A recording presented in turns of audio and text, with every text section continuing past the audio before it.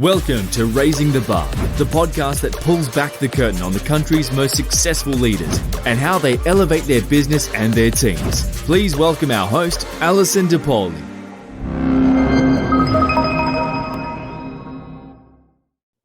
Hey everybody, welcome to another episode of Raising the Bar with Alison DePauli, where we talk to CEOs who are raising the bar in their business and showing how you can do the same in yours. It is my pleasure today to welcome Amy Feller, CEO of Roofer Chicks. Yes, Roofer Chicks. And also recent NABO Women Business Owner of the Year Award recipient, which is quite a big deal here where we are. So Amy, thank you so much for joining me today. Thank you for having me. I'm excited to be here. So you are in such an unusual industry. I think it's just fascinating.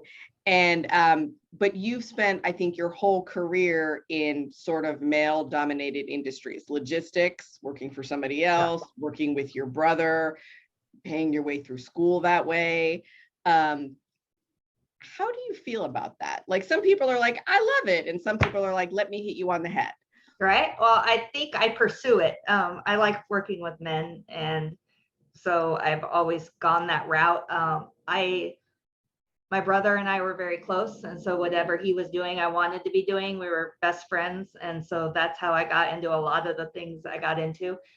When I was in college and received my degree in logistics, I was warned that it was a male-dominated field, and that it wasn't conducive to having a family, which I disregarded at the time and didn't listen because I knew everything, but they were right. That's logistics is a hard place for a woman to be. And when I ended up as a single mom by myself, it was impossible. So that's why I returned and went back to construction and back to roofing. So, and back to entrepreneurship, ultimately. Yes. And how? Yeah, it kind of tricked me. I went back to work for my brother. I didn't want to be in charge. I wanted him to be in charge, and I just wanted to collect the paycheck. But then one thing led to another, and then I ended up owning my company. So anyway. I think a lot of people end up in entrepreneurship kind of in a backwards way. They wanted to do this, and then they ended up doing that. But you've been really successful for a long time. And also in an industry that is incredibly male dominated. In my research this morning, I did come across your Instagram page, which I love. Thank you. And I love that it's pink, and I'm sure that's completely sexist and inappropriate for me to say, and I don't care. I love that it's pink. And how successful have things like that been for you? For social media in terms of driving revenue? I've spent a lot of energy on it, and I got started down that road because I met a guy through a small business page that I had started, and we met and have coffee talking about how to get his business off the ground. And he ended up coming to work for me because he wanted one project to do social media on instead of trying to do it for 20 clients. He just wanted to try and do it for one and see what he could do. And he totally changed the face of it for me, making YouTube videos and blogs and a day in the life and instructional videos. And he took it to the next level. And he worked for me for about, I guess it was probably about 2 years. Mm-hmm. And then he left about a year ago, and I stagnated for a while. And then I was like, I really missed that. I like that. And so I recently hired somebody on a 1099 instead of an employee this time. Mm-hmm. And he's resurrected it. He's been at it 2 or 3 months. And it's good for my, sorry. No, it's great. It's good for my business here. It's good for the day-to-day leads. And I just talked to a customer like 15 minutes ago, and they had watched a whole bunch of my videos and had educated themselves about the insurance process, and all of that is great. It's also great on the next level of my peers throughout the United States, getting to know them and them getting to know me. And I had a lady call me from Maryland last year, and she has a window washing company, and she saw my videos, and she called asking for advice on marketing and things like that. So, which I enjoy. I don't know where it's going long term, but I have a lot of fun with it. Yeah, I do too. And I get a lot of calls from my peers. I spend a fair amount of time on social media. And I do get a lot of calls from, well, what are you doing and how do you do that? And when they hear what we do, they're like, that's it. And yeah, I'm like, that's it. Yeah, that's it. Yeah.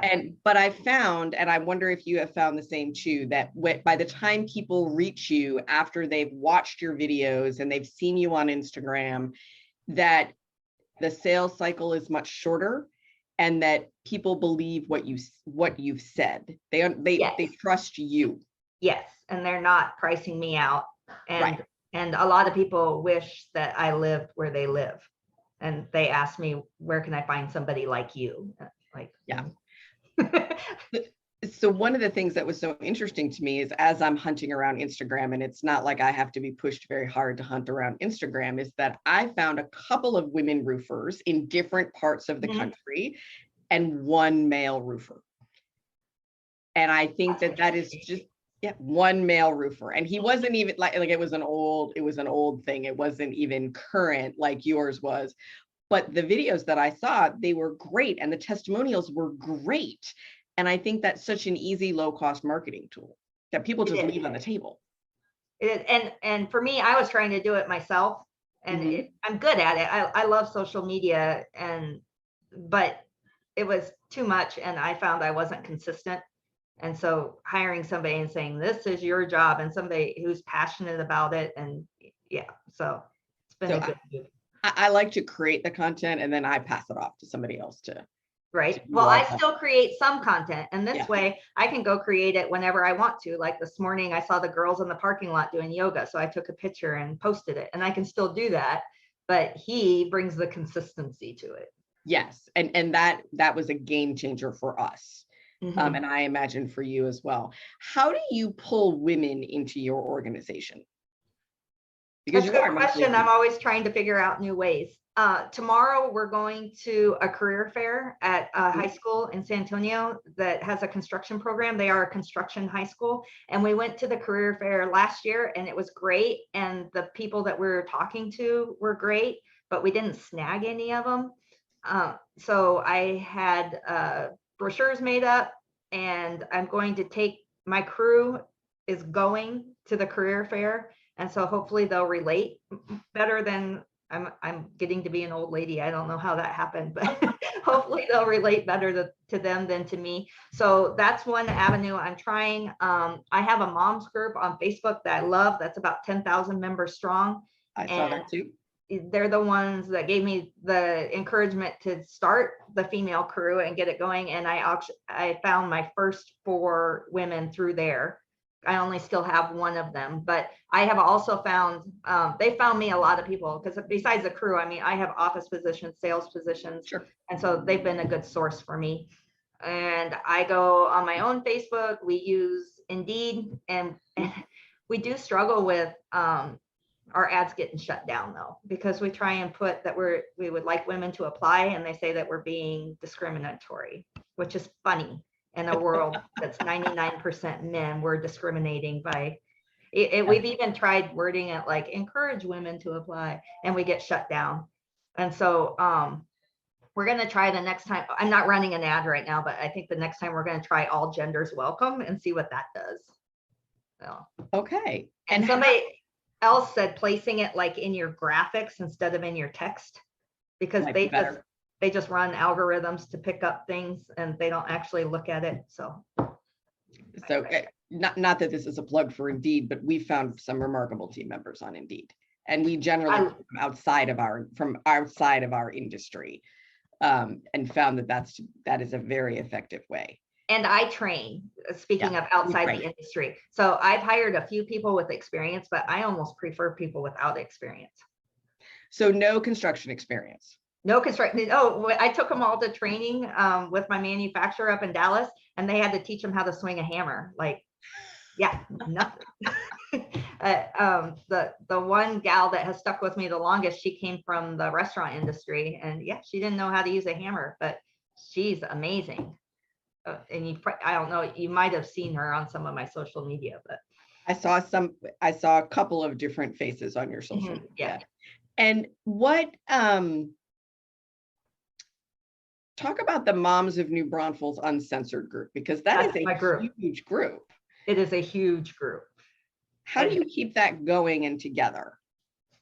Going and together, because groups need attendance, right? If they're going to continue to grow. Well, I don't run the group.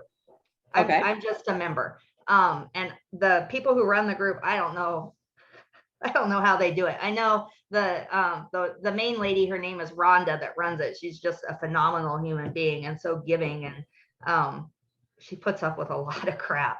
There's a lot. I mean, you can imagine 10,000 women, right? Like there's all this infighting and they're just nasty sometimes. But they do so much good with the community, helping women get out of abusive situations, buying school supplies for kids, just amazing. Women that don't have AC, there's another member of the group that donates AC units. Oh, wow. They do a lot of really cool stuff, and I love being part of it, but I'm a very small part of it. One of the things that I've found so interesting is how women respond differently to their community than men do. And you spend a lot of time building your community. You've got the it's not power to the pink, but the Pink Warriors, the moms group. You work with the chamber in a women's group there. How do you manage that? Why do you do it? And what are the rewards to you? Whew, that's a big question. I am involved in a lot of groups. I have found that, I lived in this community for 10 years before I was ever a part of it. I just commuted out of it and into it, and I didn't even know my way around. And in the last 10 years, I have really put a lot of effort into being a part of it. It's healthy for my business from a selfish perspective. People know who I am, and my competitors, they don't know who they are on the same level that they know who I am. And I'm a part of Rotary International, and all that is service and getting out in the community. And it's good for me. It's good for us. It's good for my brand. It helps with everything. And I really enjoy, that's where my heart is. I love handing out food in the food line or picking up trash on the highway or whatever it's going to be. And thankfully I have the staff here to run the day-to-day, so I can go do all of that. And then you talked about women's chamber, so we didn't used to be part of the chamber. Right. And the president at the time was Lee, and I was her vice president, and it was Lee's idea to take it back to the chamber. I guess originally it had been part of the chamber and split off. It was way before us. So we decided to put it back with, and that's been a great group. I love NABO too, and they're different. Like the women's chamber isn't women business owners, it's women in business. And so you get all levels and all different sorts, and it's great. But NABO is where I get fed as a business owner. How long have you been a member of NABO? I think I should ask Graciela to look it up, but I think it was 2017 or 18. So a good while. And through COVID and all of that. I think that is a remarkable group. It's about 25 years old now, I think. I love it. And I'm part of a subset of it called Million Up, which is women that run businesses $1 million or more.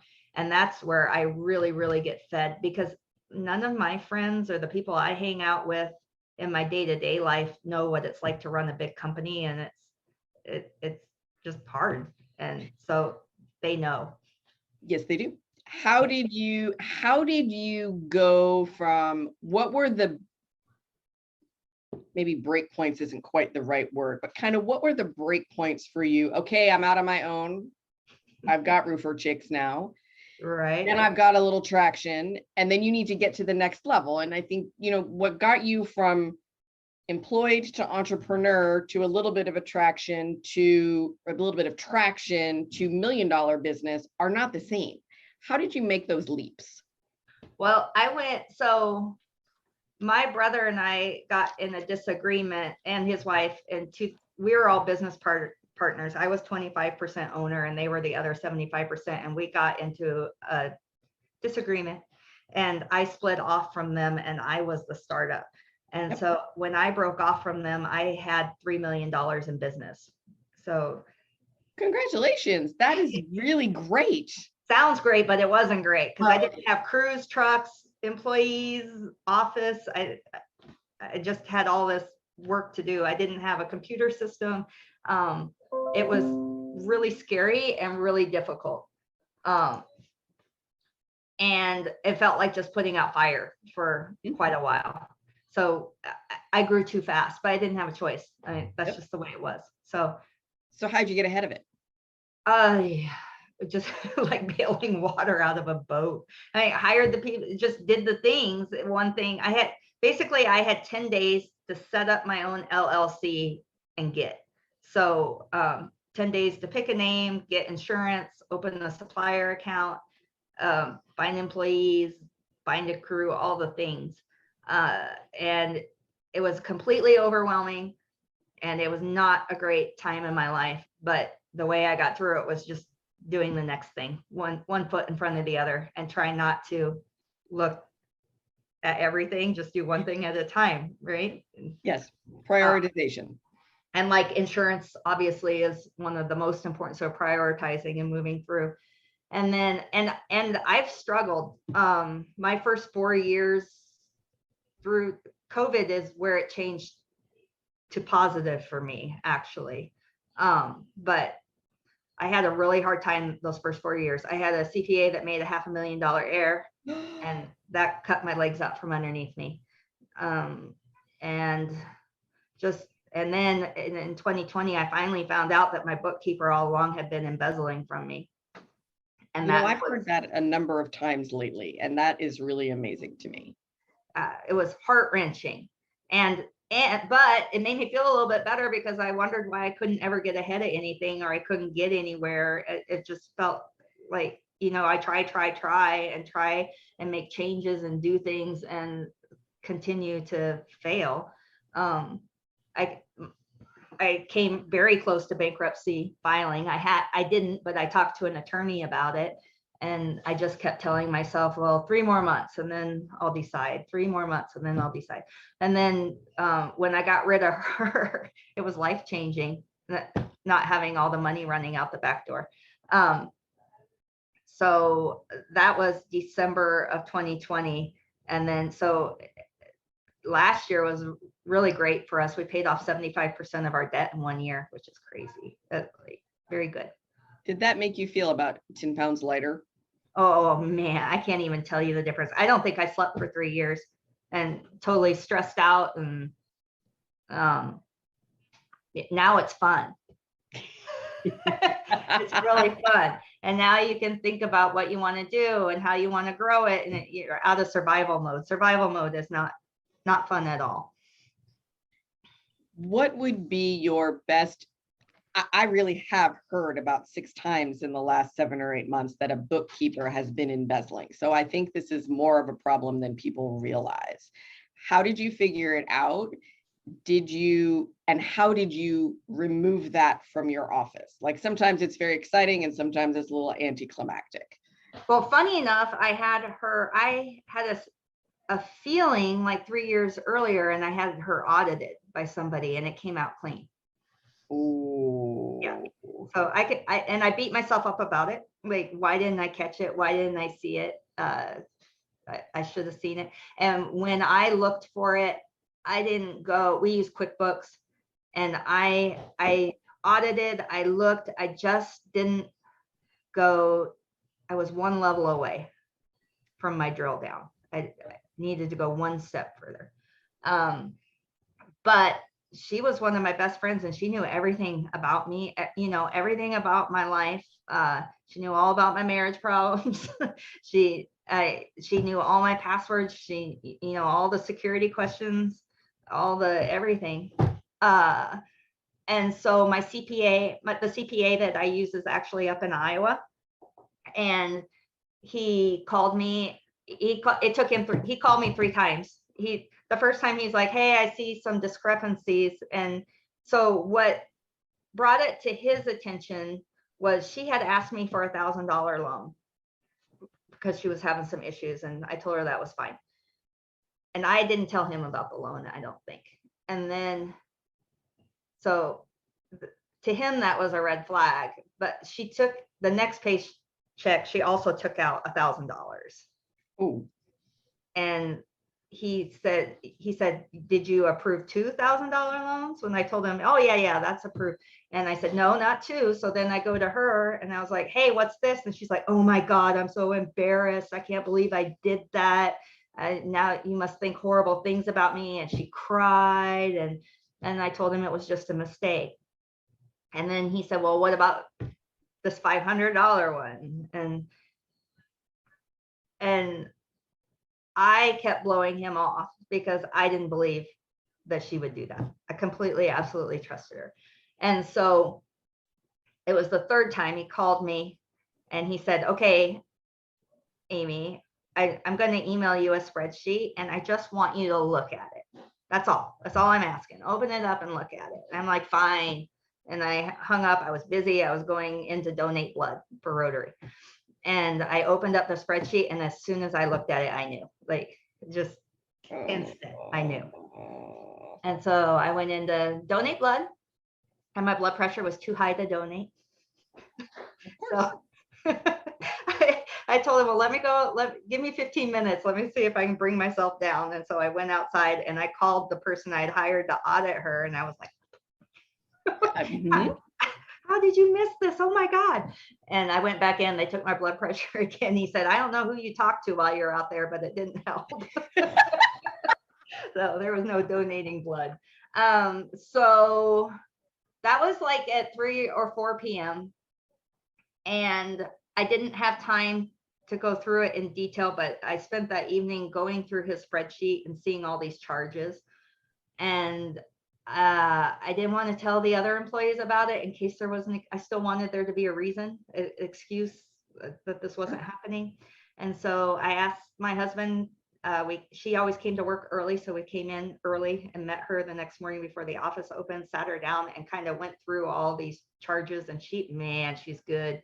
She had an excuse for every single one.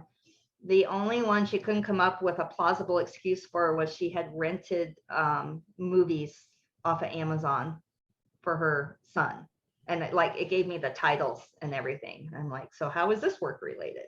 And that was the only one. And she just said, well, I must have accidentally put your card information in there instead of mine. So I sent her home, told her I was going to suspend her. That was a Wednesday. And I told her I was going to suspend her for the rest of the week so that I could look into the thing. And she kept saying, she said, look me in the eye, look me in the eye. I would never steal from you. I can't believe you even think that I would do this. I would never do this. And I just kept saying, well, it sure looks like you did.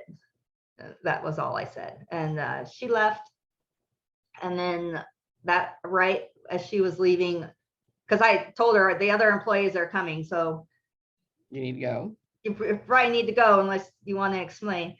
And so I told the 3 early people that were at the office that I had just suspended her. I didn't get into details.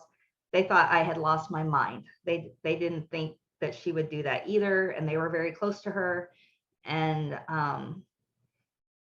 but then, and I had to go, I had an appointment and she was still in the parking lot, changing passwords to all the accounts, locking us out of all the accounts. And so that's when I 100% knew she was guilty.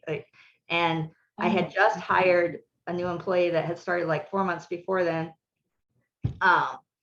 And she just jumped right into action on that. She was in that computer, because the computer has them automatically saved.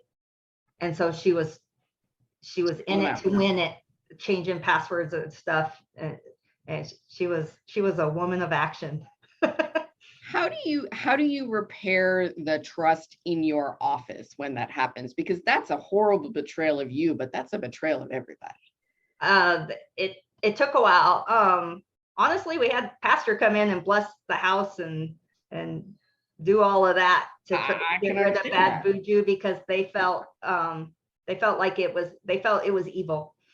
And one thing that really hurt them on a personal level was that she would order food for the office and take money from everybody, but then she would put it on my card. And so they felt guilty, like that they had been involved, that they had stolen from me. And it didn't matter how many times I told them that's not how it was. Like I had one of my employees writing me a personal check trying to pay me back for like, stop, just stop. And I had an employee that got hired because she was her next door neighbor, and she was like, oh my God, she's gonna think I'm like that. So yeah, it was, and everybody, like, I'm not angry about it. I'm disappointed. And I'm prosecuting, but I'm not angry. They're very angry still. Yeah, they're very loyal to me, and they want to chop her legs out. I've heard a similar refrain. I have often encountered CEOs or CFOs who have reached the anger stage, because it is such a violation of trust. And I'm glad to hear that you're prosecuting. I think most people do. Tiny amount, okay, fine, but most of them are fairly significant amounts of money. And for one of the businesses that I've heard this for, it was so, like, it was such an small, insidious way, but over time it was so much money. And the CEO was like, I know it, I can't. And it took them a long time to find it. And they hired an investigator who was having some trouble, but the CFO was like, I'm going to keep looking. And this investigator said, when you find the pattern, look for the pattern and you'll find the pattern. And they found hundreds and hundreds of thousands of dollars. And it was horrible and amazing. I mean, I hate to say it's an amazing, but it was so insidious. And I think so often it is, right? Because, like, you knew, right? Something. Yeah. And I think that is the hardest thing, particularly when you own a business and you're used to being in control. I think, like, we found $50,000 to $75,000. I think it was a lot more than that. And I wrestled a lot with hiring a forensic accountant or not, and ultimately decided not to. It's throwing more money after money, and bad the money's gone and I can't get it back. And in ways, like, I feel betrayed and hurt and all of that, but in a weird, sick way, I feel relieved. Yeah. Because that's what was wrong. And I finally got it figured out. Like, and we are a viable business and growing very well, and yes. Getting all kinds of recognition and doing good work. And and I think that's often a challenge for people too, is how much do I focus here and how much do I just move forward? And I think just move on. Yeah. Because it can eat you alive. I could sit around and be angry about it all day long, and it's not who I want to be. Yeah. And instead you just grew your team and grew your business, right? Yeah. So what would you tell people that if they think that they should look harder? Because things that I've learned that I wish I would have done differently, going through I was in QuickBooks, going down level by level through the accounts. And my CPA has shown me that you think you just know this, but just looking at the statement from the bank and look at the raw data instead of, yeah. So look at the credit card statement. The credit card statement would have done it for me. She did a lot of it on Amazon and using my credit card and then coding it all to places. So, well, I'm not that creative. Oh, she's good. But then she got lazy about it at certain points in time. Anyway, so I would say that. And the other thing is, because she was one of the first people I hired when I didn't have any employees. I needed a bookkeeper, and we grew. I went from half an employee to 20 employees is where I'm at now. I think I'm actually at 21. But so all the responsibility for the finances was on her.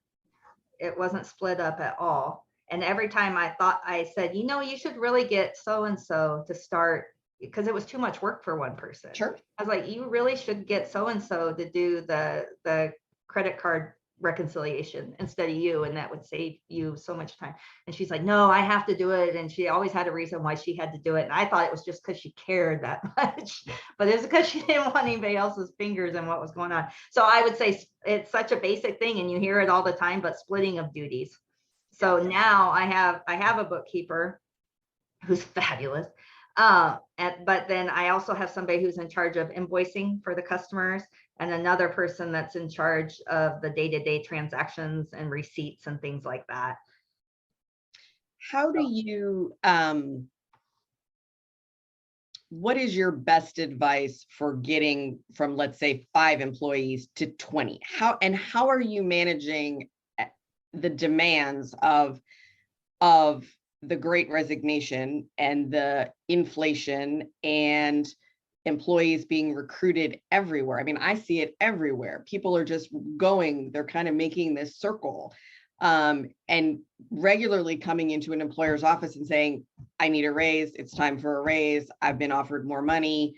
I mean, so we're recording this in April of 2022. I don't think we'll be in this situation for too long, or I hope not, but I've heard it at a much faster clip in the last 3 months than I've ever heard it before. And recruiting and retention is always a challenge, but it just seems to be, the monetary piece seems to be so on fire right now. That's a lot of questions all in one. Sorry. I'm super blessed. I'm super blessed in that people want to work for me. Yeah. And so when I'm looking for people, they want to work for me. Somebody told me recently that I have a personality that makes people want to join my team, whatever that is. And our culture is good and fun.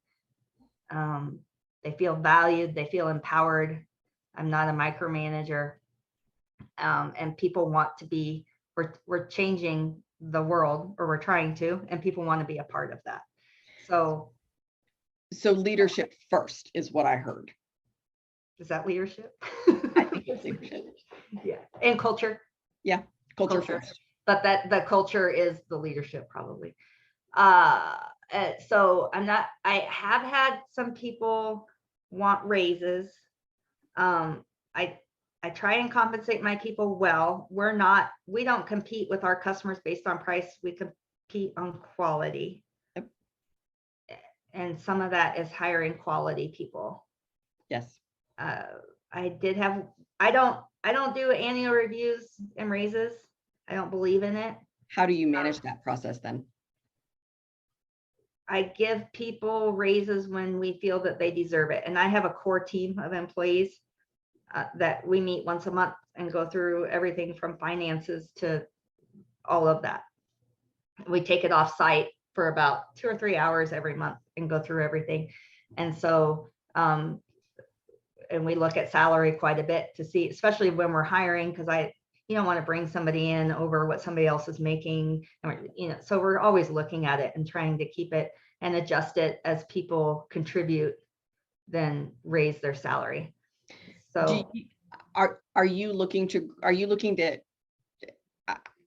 head south, head north, expand through more parts of Texas? Where do you thought about it? I had a branch up in Iowa and I'm trying to shut it down. It's too far away. It's too hard to manage. I've got about 4 jobs left and I've had a lot of pain with that because it's so far away and it's so difficult to manage.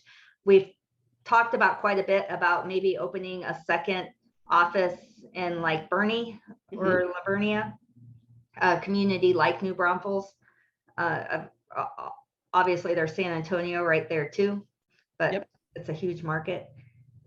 But I wanted to get things in order in my own house before we did that. And so I think we're there. And so I think about it. That's part of, I rebranded the Roofer Chicks. Okay. I was Feller Roofing of New Braunfels.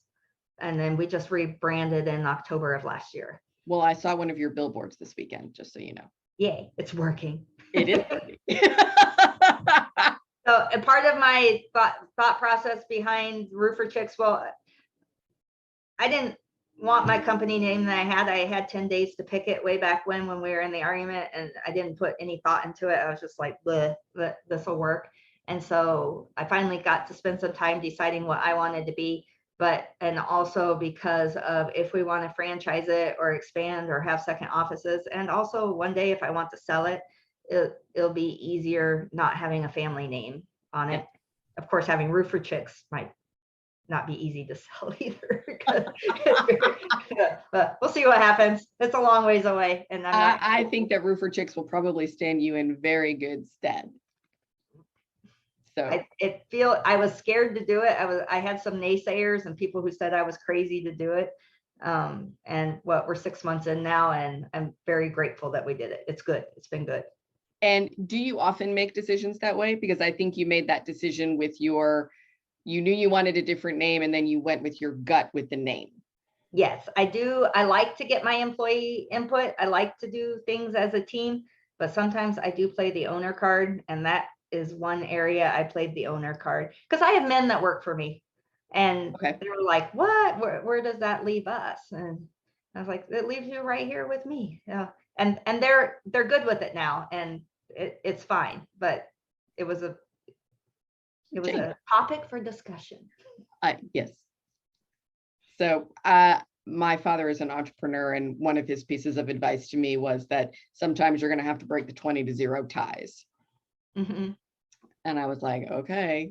And I think that often when you break those ties, you get to the next level of performance.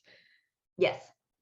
So. And sometimes I make a mistake, and sometimes it doesn't work out. And my employees are like, see, we told you. I'm like, okay, it's fine. But you're still here and you're still growing. Right. Yep. We'll try something else. So I think that's a great piece of advice also. Decisions are not permanent. Mm-mm. You can change. They're not a life sentence. Yeah, say that didn't work. Okay. So, well, I think we will leave it there today, but thank you very much for doing this. I really appreciate it. I hope it was fun for you. It was very interesting to me. I am terrified to get up on the roof. It's my place. That's your place. So I think that is fantastic. And thank you very much for being with us today. If you're listening and you like this podcast, please subscribe where you get your podcast, like it, leave us a review, it helps spread the word, and we will see you next time. Thank you so much, Amy. Thank you for having me. We hope you've enjoyed this episode. Raising the Bar is powered by Altiqe Consulting, the country's leading independent expert in healthcare cost containment. Astute employers know there's a better way to offer health insurance, and we help them achieve it.